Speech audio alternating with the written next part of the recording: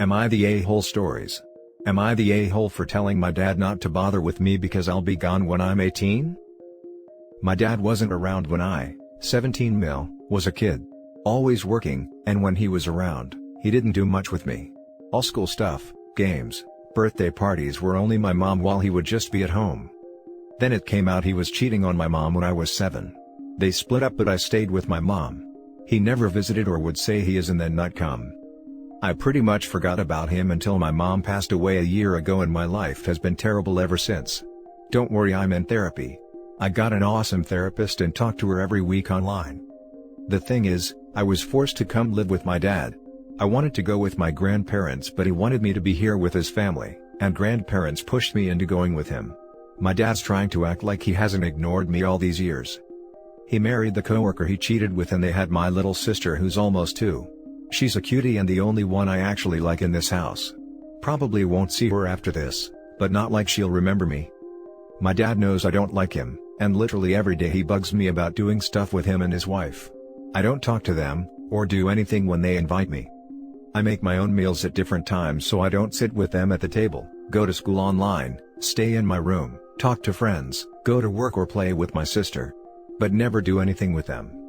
When I moved in, I told my dad this doesn't change anything with him and I don't care if he decided to step up now that my mom's gone. I don't want to connect with him. Even when mom was doing chemo, he never offered help until after she died. He said he hopes to change my mind, but all I said was, good luck. I was off yesterday and my dad invited me to go out for pizza, but I told him no. He was fed up, I could tell, said I need to start getting used to him being in my life again, and it's better for us to start trying to build our relationship. That made me snap. I say don't bother, because I'm not gonna be here that long. As soon as I'm 18 in 4 months, I'll be out of their house and he won't see me again. My dad was shocked and he didn't believe me. But, I told him I've been saving money ever since I started working a couple years ago. I'm even already looking for cheap apartments and my boss is gonna let me work full-time so I'd make enough to support myself. Won't need help with college since I got grants and financial aid for that.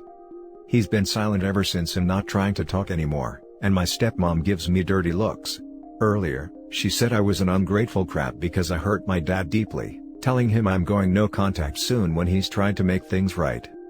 Don't see what the big deal is, when we didn't see each other for years and it's obvious we know how not to be in each other's lives. But I guess I was a jerk for telling him I'm leaving. Was I though? Now for the top comments. Not the a-hole. He deserved it. You could have held off on telling him to be more comfortable until you leave though. I don't think he deserves another chance at all. I mean, he can kick me out if he wants, and at least I'll get to be with my grandparents for a few months before I turn 18. Funny your stepmom thought it was hurtful to ignore your dad, but not hurtful to sleep with a married man who has a child. She's got no business stepping into your relationship, or lack thereof, with your dad. Keep doing what you're doing, just get your ducks lined up in a row before you go. And good luck. Do these people think kids/teenagers don't have memories? Not the a-hole. They also apparently don't think teenagers have as acute emotions as adults do. Not the a-hole. He's just mad because he is a terrible father, and doesn't want to accept it.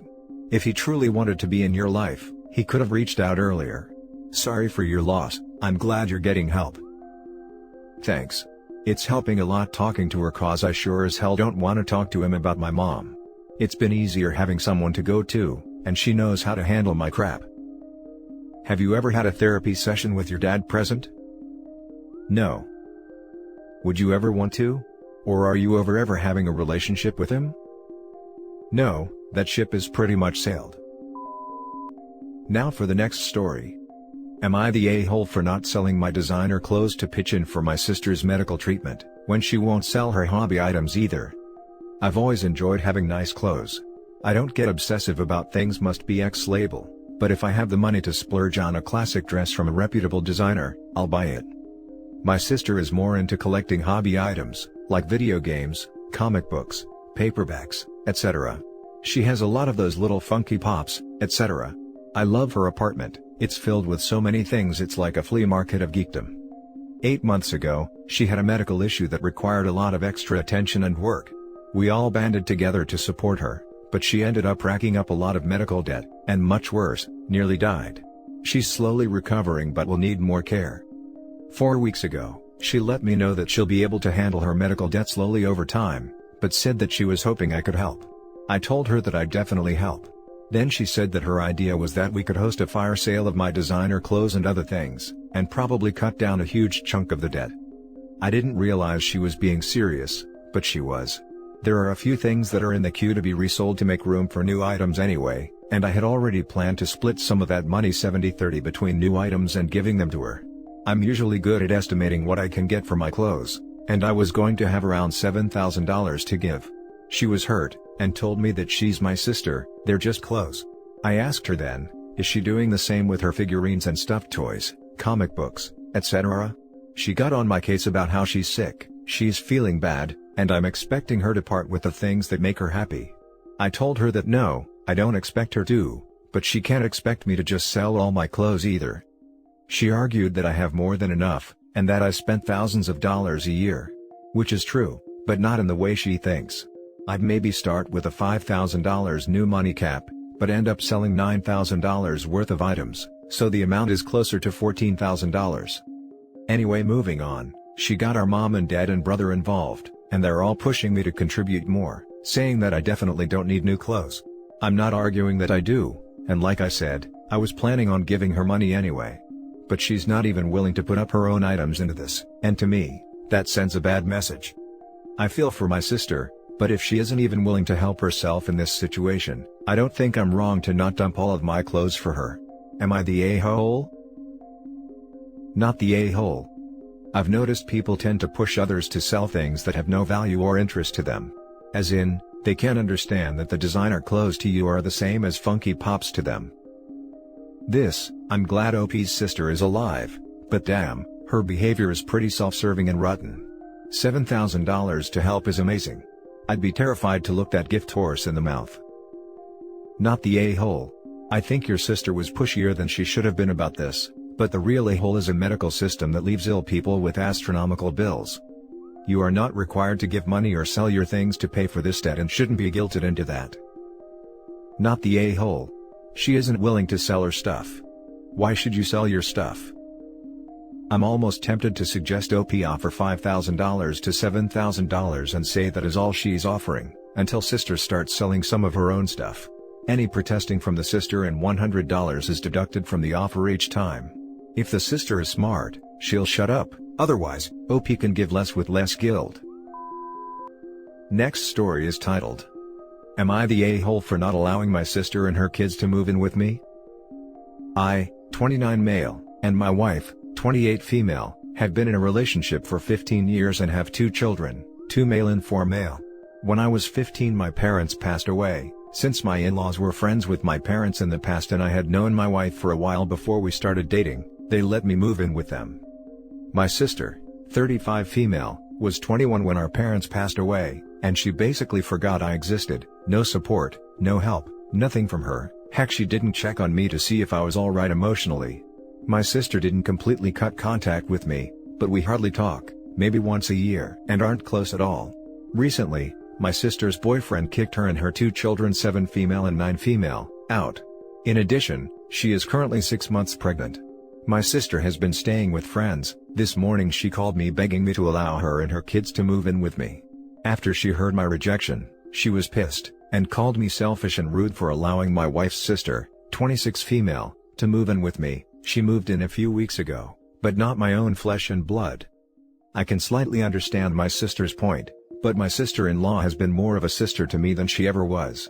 In addition, I actually like my sister-in-law. Am I the a-hole? Now for the top comments. Not the a-hole, she's grasping at straws trying to manipulate and guilt you into giving her way. Probably some insight into why she was kicked out. You have no obligation here, the choice is completely yours and your wife to make.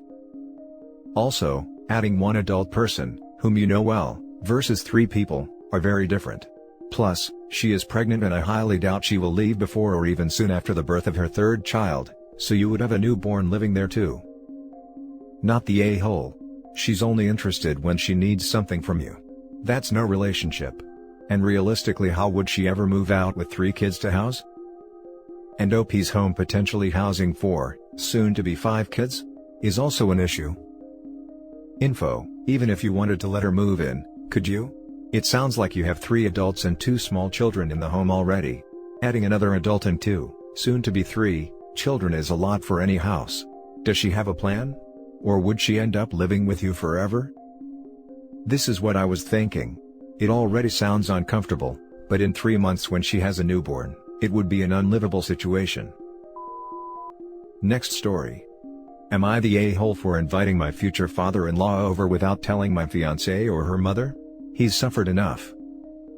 My 27 male fiancée, 27 female, doesn't really speak to her father, 61 male, except for birthdays and holidays. She has a close, nearly codependent in my opinion relationship with her mother, 61 female. However, I've gotten to know my fiancé's father because we play tennis at the same club and I found my fiancée and her siblings' vitriol for him disturbing. I could not imagine feeling that way ever to the people who gave me life.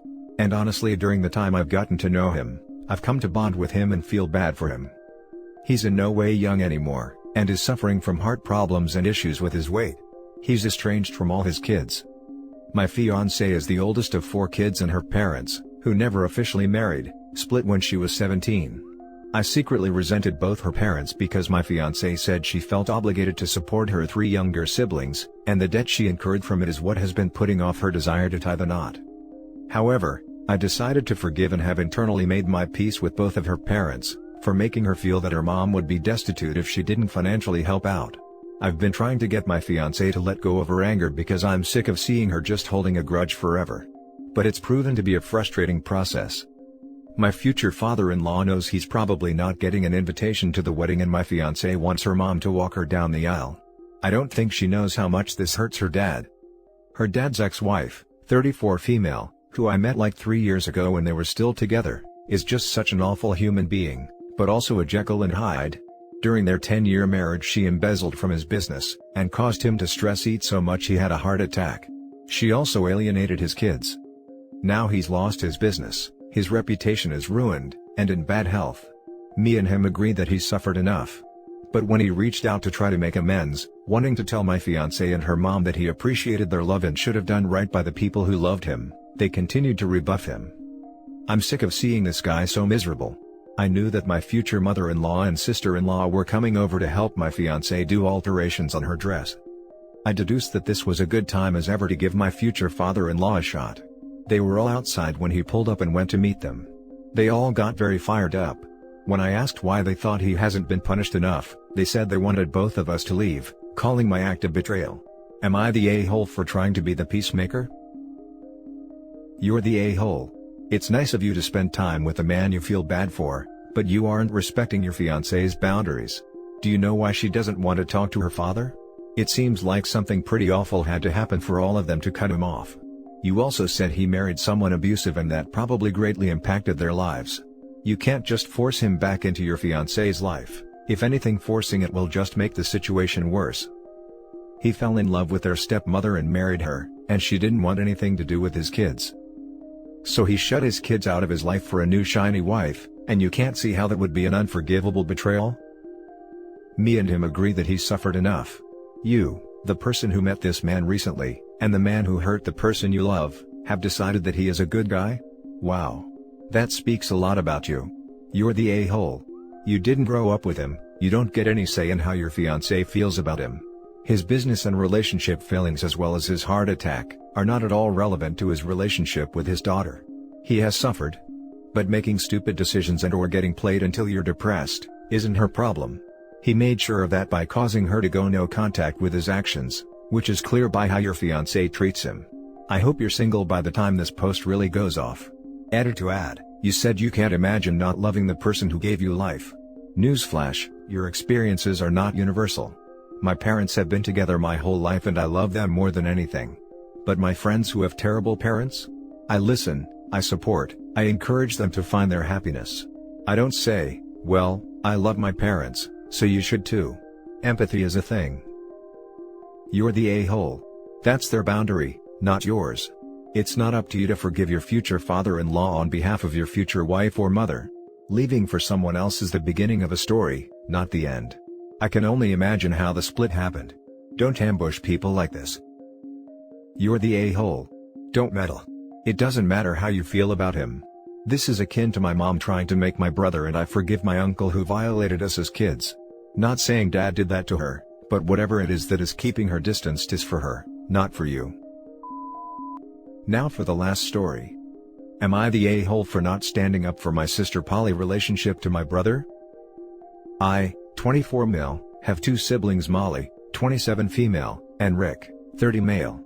My brother Rick and his wife have a son Jay, 6 male. I am not the biggest fan of kids, but even I love to spend time with Jay. He is weirdly nice and fun, and Molly is really crazy about him. Jay and her are very close. Molly really loves him as her own. Recently, Molly announced that she is in a poly relationship. She has 2 partners. She introduced Rick and I to them, and to me, they seemed like good people, but to be honest, I am not very close to Molly, so I wouldn't have cared much either way. Rick on the other hand is very close to her, and everyone could notice that he was not very happy meeting Molly's partners. Last weekend, Molly took Jay to her place to have some ice cream and hang out, and she also introduced her partners to Jay, and that night Rick, Molly and I were going to have dinner at Rick's. She took Jay back to dinner and told Rick that she had introduced him to her boyfriends. Rick and his wife got really upset about it. They ended up telling her to leave, and that as long as she didn't choose only one boyfriend, she wasn't allowed to see Jay anymore. Needless to say, she was crushed about it. She called me later. She was very mad at Rick and me, and said that she thought that I was an a-hole and unfair for not standing up for her, that Jay also loves her, and that I should talk to Rick and his wife about it. And I try to explain to her why I didn't say anything, and won't say anything. Yes, I do agree that Rick is being completely unreasonable and a-hole about the situation, but his wife agreed with his decision, and although what he is doing is wrong, at the end of the day, it's his son, and I don't think I have any right telling how to raise Jay. Now for the top comments. Not the a-hole. Your sister is going to have to make her own case to the child's parents. And frankly, she is starting from a hole because she decided on her own to introduce the kid to both partners without any notice. Not the a-hole. I don't know what Molly's expectations are of you, but she being unreasonable. You are not that child's father, so you have no right to tell your brother how to raise his child. Point blank. Not the a-hole. First, she shouldn't have introduced her partners to the kids without his parents' consent. Second, it is not up to you to talk to your brother and sister-in-law about who they allowed or not in their kid's life. She might be a wonderful aunt and the kid might be crazy about her, but still, she is not the mother, and she overstepped by basically introducing him to 2 strangers without his parents' knowledge. Now you say it yourself, he is being unreasonable, so maybe you could show your sister some support and try talking to him and see if he can change his attitude towards your sister's relationship. And that's it for this video guys. If you have thoughts to share, leave a comment below.